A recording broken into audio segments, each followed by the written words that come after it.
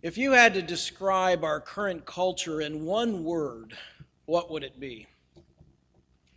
The options are many. Good arguments could be made for a number of suggested tags. But I find myself in agreement with Eugene Peterson as he writes, "We live in a nation of complainers and a society of addicts. Everywhere we turn, we hear complaints. I can't spend my money the way I want. I can't spend my time the way I want. I can't be myself. I'm under the control of others all the time." And everywhere we meet the addicts, addicted to alcohol and drugs, to compulsive work habits, and to obsessive compulsion.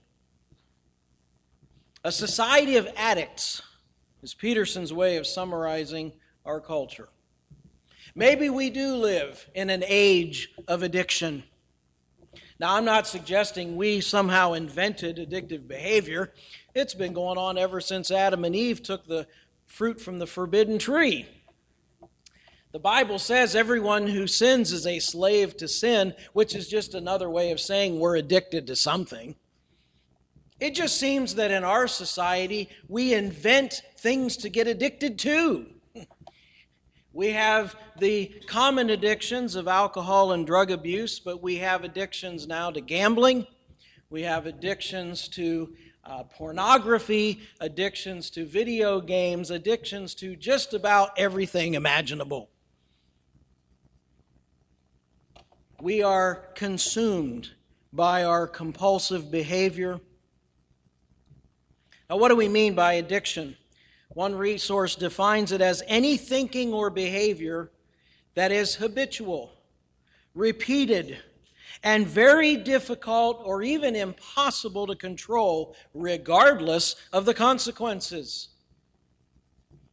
Many people that are addicted know that what they're doing is harmful, and yet they can't break that cycle, can't break those chains.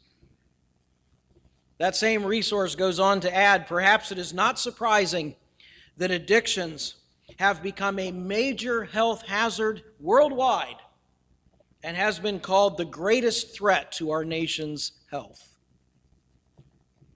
One particular addiction, though, doesn't get the negative attention of some of these other compulsions, and that is the addiction of work.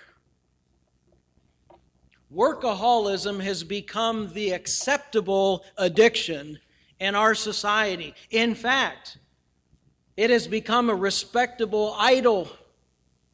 A person can sacrifice everything else, their family, their friends, even their personal health, on the altar of work and actually be praised for it. Actually be rewarded for showing commitment, determination, and having the right stuff. And I think it's a profound tragedy. Work was intended by God as a wonderful means of serving Him. And I'm not at all suggesting today that work is a problem. Work was created before the fall of man. It's not part of the curse. Now, our work has been affected by the curse, but work itself is actually rewarding. God Himself is a worker. He created us in His image, and we should work. But He did not create us to be machines that only work.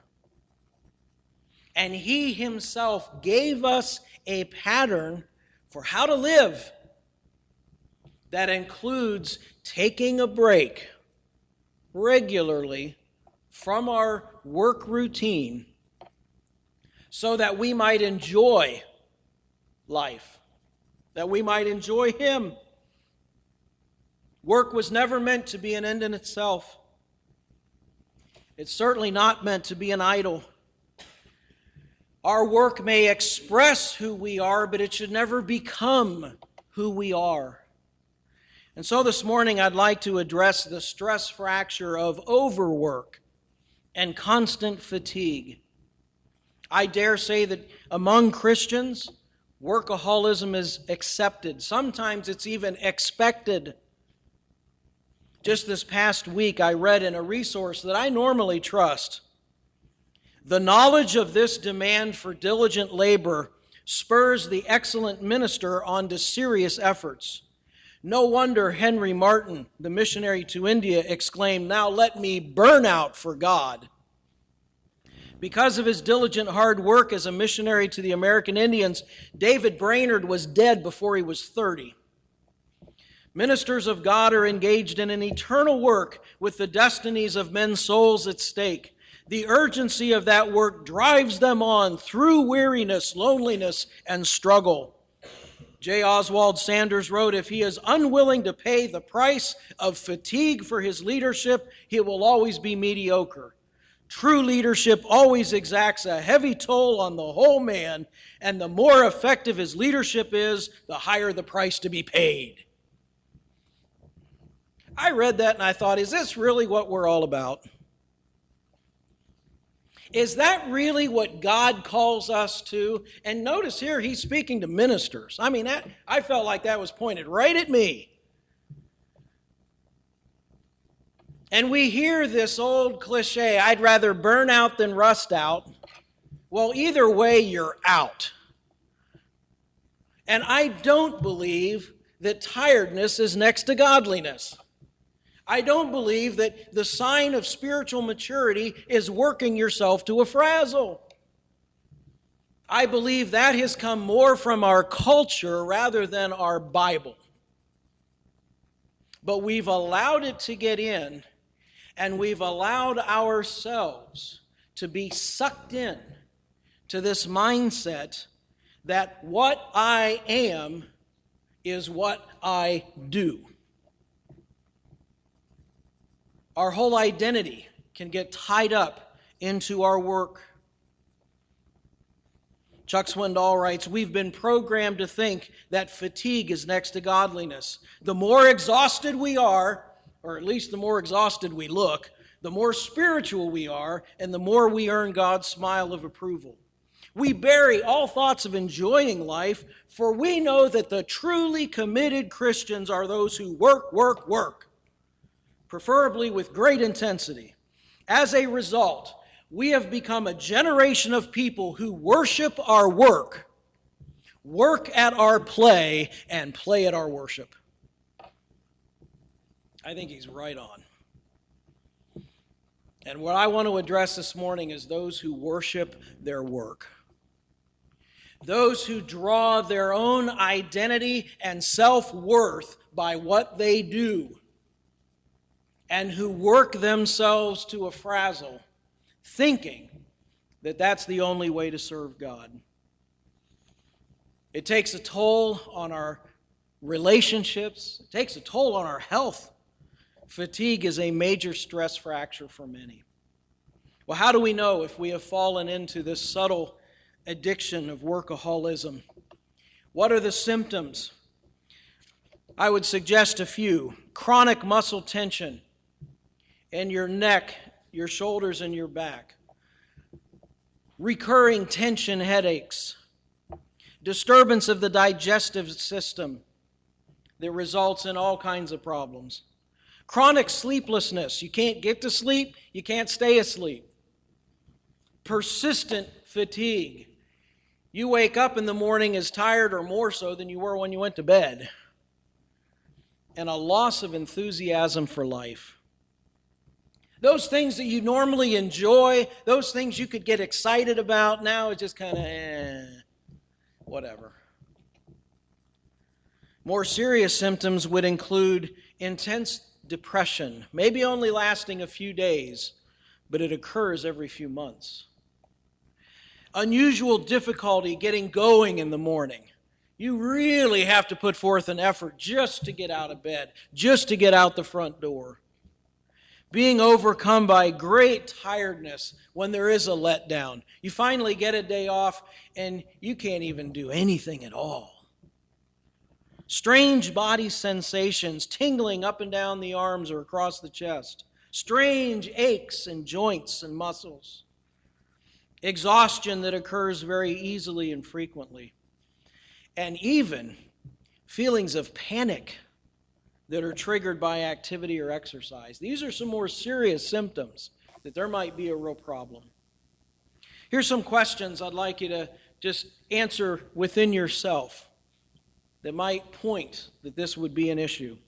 Do I feel that my work is my main source of identity? Do I dive into details and lists but have difficulty starting essentials? Do I have difficulty pacing my time? Do I have difficulty being satisfied with the final result of my work? Do I feel that my work is controlling me? Do I make sure that others know how much and how long I work?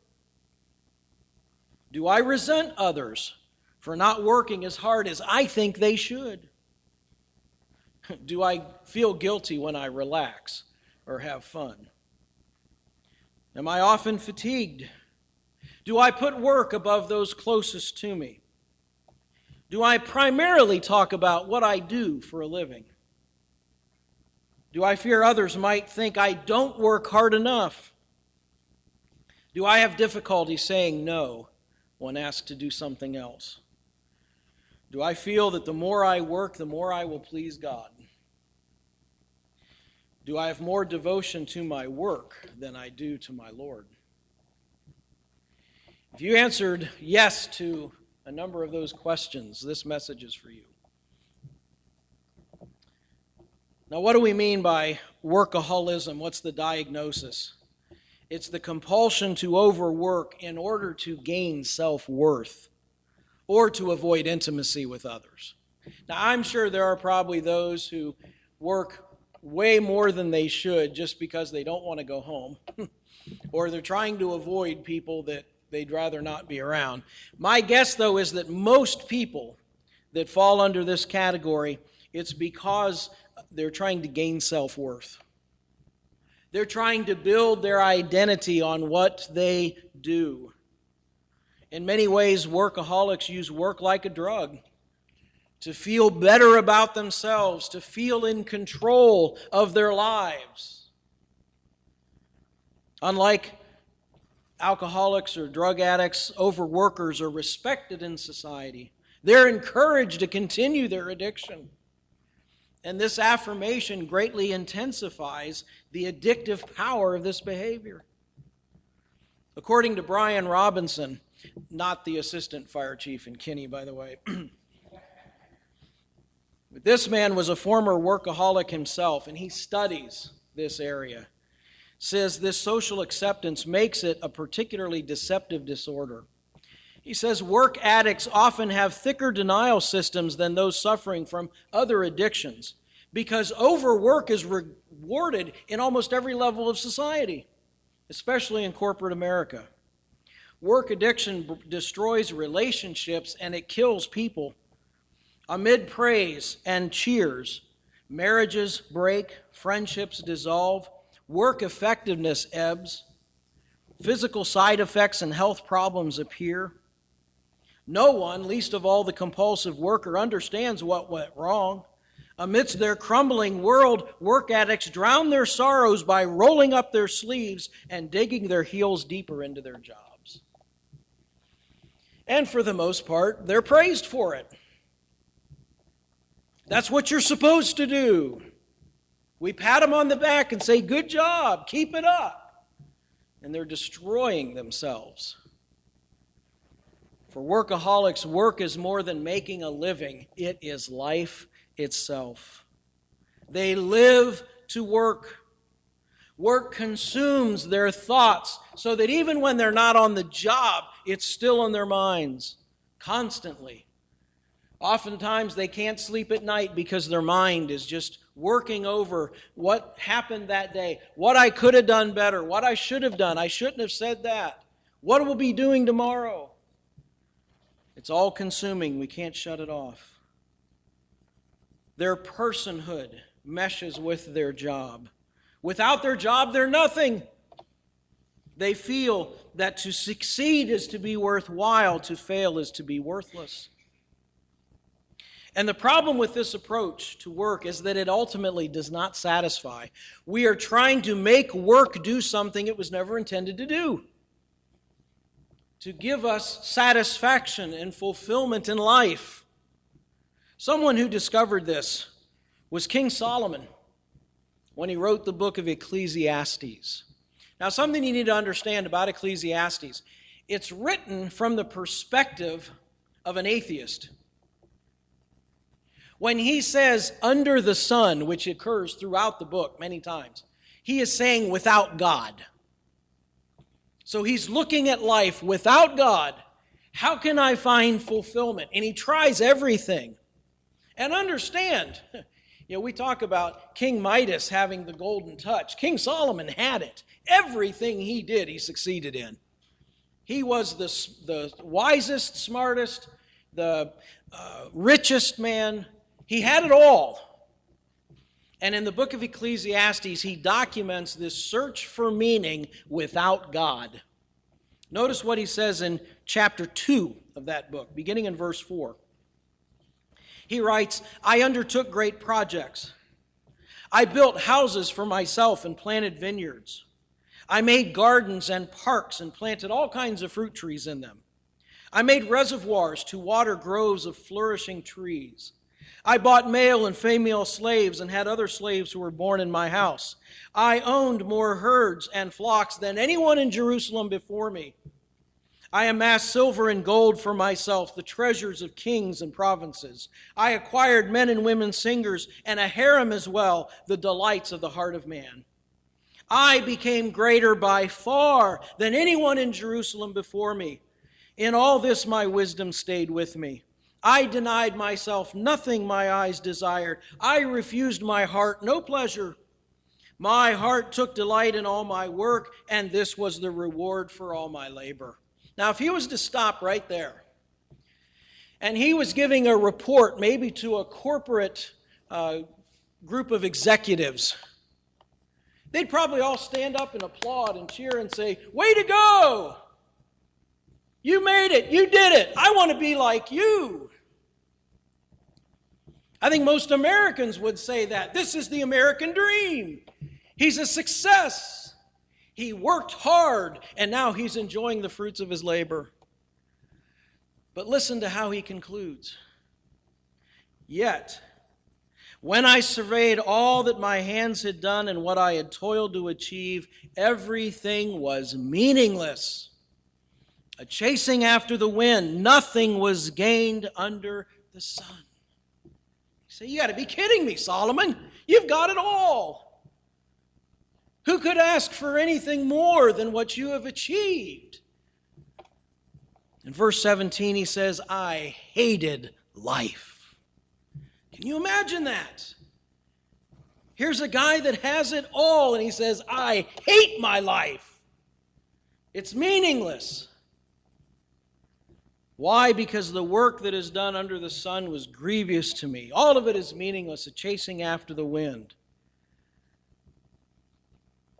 And it's all because at some point he dies and he has to leave it all behind.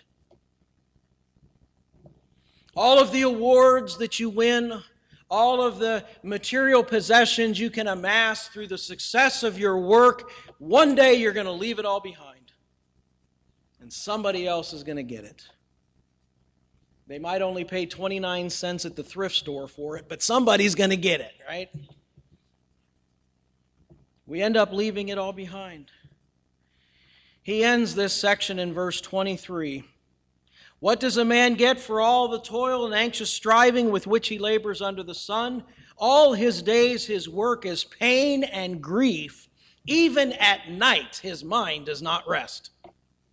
Boy, doesn't that sound like the American dream? Maybe we should call it the American nightmare. You work and you work and you work and you work. You never seem to get ahead. You lay down your head at night, your body is physically exhausted, but your mind can't shut it down. We've missed the boat. We've tried to make work do something it was never intended to be. Legendary football coach Vince Lombardi has said, fatigue makes cowards of us all. And physical exhaustion does alter our emotional state. What we could handle when we're fresh, we're no longer able to do. Difficulties that we first faced like a problem solver full of faith, now causes us to buckle at the knees. The challenges that once energized us now terrify us.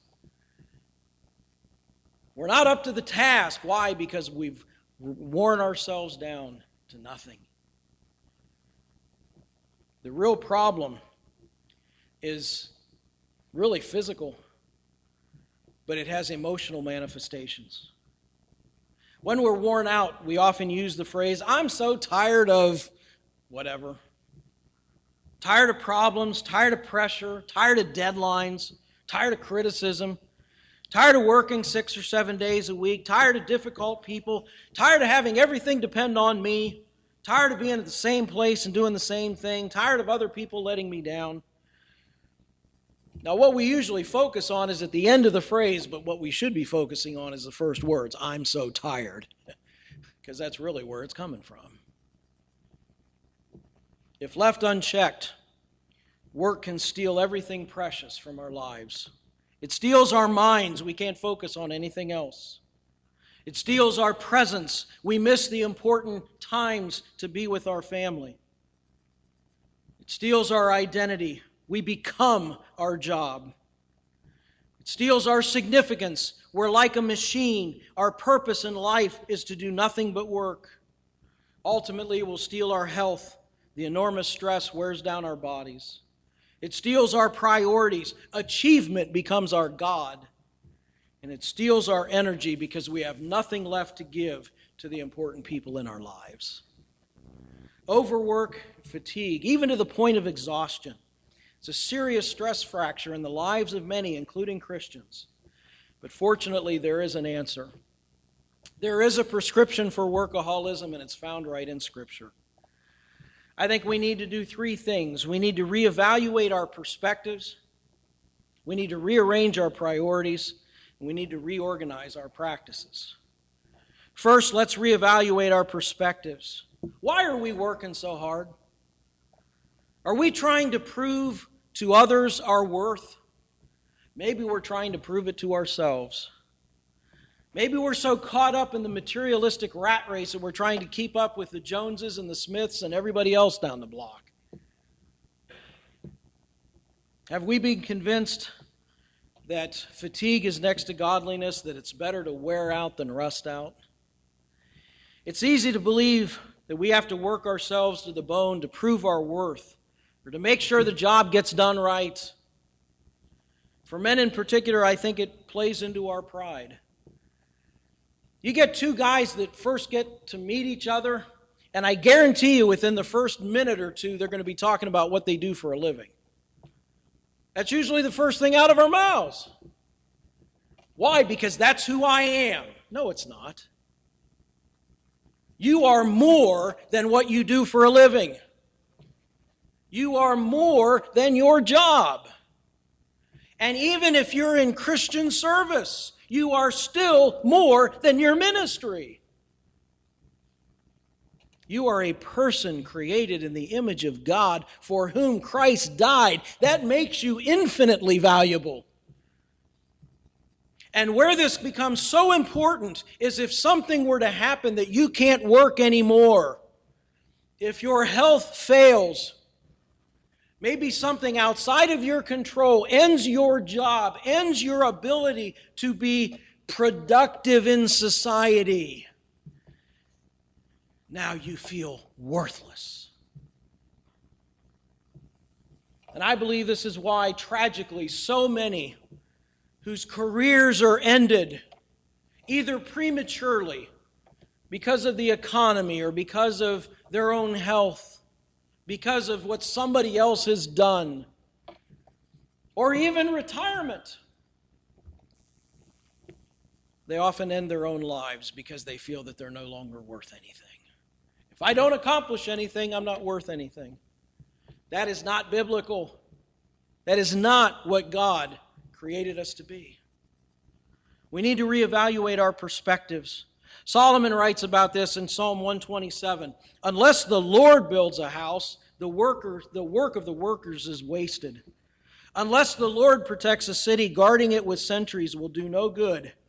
It is useless for you to work so hard from early morning till late at night, anxiously working for food to eat, for God gives rest to those He loves. We tend to think that it's all up to us, and if I don't do it, it won't get done. If I don't do it, it's not going to happen. God says, excuse me, let me introduce myself. I'm still at work in this world, and I'd like to be at work in your life, if you'll let me. Now, I'm not suggesting that we don't work at all. I am suggesting that it's not all of who we are, and it's not all up to us. Let God be God.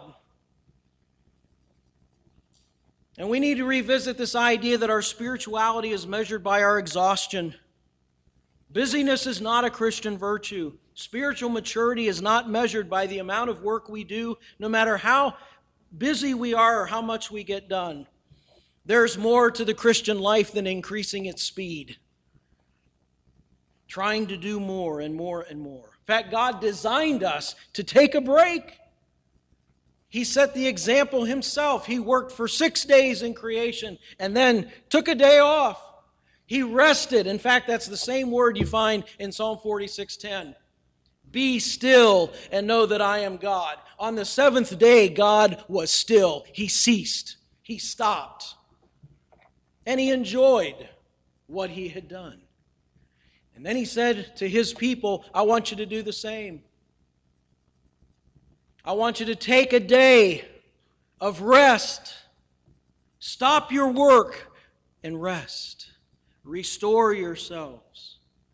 I believe work in balance with physical rest is a life in sync with God's design. He invites us not only to physical rest, but to emotional rest and spiritual rest. Now, I know it's popular these days to debunk the idea of the Sabbath. Oh, that's the Old Testament. That's the law. We're under grace. We don't need that. Sabbath doesn't appear in the New Testament, so we don't have to do it anymore. Really? Why don't we just tear the Old Testament out and throw it away, if that's our attitude? And the Sabbath does appear in the New Testament. Last time I knew, the book of Hebrews was in the New Testament. And in Hebrews chapter 4, verses 9 and 10, it says, there remains then a Sabbath rest for the people of God. For anyone who enters God's rest also rests from his own work, just as God rested from His. Now, I realize not everybody can take Saturday or Sunday off as their day of rest. Their work schedule may not permit it. And that's okay. But we need to take some time and stop, do what we're always doing. Regardless of how good it is, we have to take a break. Don't think of leisure time as wasted time. Think of it as time invested so that you're more productive when you do go back to work. Because that is exactly how God designed us to be. We may also need to rearrange our priorities. Jesus warned in Luke 12:15, watch out. Be on your guard against all kinds of greed. A man's life does not consist in the abundance of his possessions. Maybe the reason why we work ourselves to the bone is because our lifestyle demands that we work and work and work and work and maybe work 2 or 3 jobs in order to feed this lifestyle. Well, what's it all about? Is it about getting a bigger house and a newer car and a bigger boat or the newer this, that, and the other thing? Is that what life is all about? Remember what Solomon said, you're going to leave it all behind. Don't get too caught up in the stuff of this world, because one day we're going to leave it behind. Paul says in 1 Timothy 6, verses 6 through 10, godliness with contentment is great gain. We've brought nothing into the world, we'll take nothing out of it. But if we have food and clothing, we'll be content with that. People who want to get rich fall into temptation and a trap and into many foolish desires that plunge men into ruin and destruction. For the love of money is a root of all kinds of evil. That verse is often misquoted. Money is not the root of all evil. The love of it is. Some people eager for money have wandered from the faith and pierced themselves with many griefs. Simply being content might take a lot of the pressure off of us. We can find that we have the ability to rest and relax and enjoy the things we do have. And then finally, let's reorganize our practices.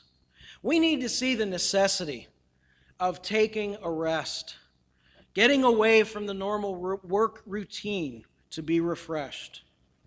Jesus said in Mark 6 to his disciples, after he had sent them out on a great ministry opportunity, and they reported back success, he said, let's come aside and take a rest. Vance Havner used to say, if we don't come apart and rest, we'll just come apart. And that's true. Leisure is more than idle time. Some of the most valuable work done in the world has been done at leisure and never paid for in cash. See, leisure is doing what you want to do. Work is doing what you have to do, right? Work is doing what the boss tells you to do. Leisure is doing what you want to do. And we need that change. We need that break. Interestingly, the word leisure comes from a Latin word that means to permit, to allow. And in order for leisure to happen, we need to allow ourselves to rest. Allow ourselves to take a break from our work. Now, the bottom line in all this is actually doing it. We can nod in agreement till our head turns blue, but the greatest need is not inclination, it's demonstration. So here's 2 suggestions. Deliberately stop being absorbed with the endless details of life.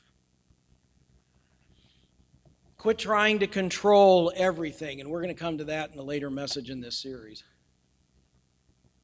But understand that the whole world doesn't revolve around you. If you don't do it, someone else will, or it doesn't need to be done. Allow yourself that opportunity to stop and then consciously start taking time for leisure. Schedule it. Put it on your calendar. And when somebody calls you and says, can you do such and so on this, do you say, I'm sorry, my calendar won't allow it? You don't have to tell them what you're doing. It's none of their business. But make sure that you schedule it. Guard it.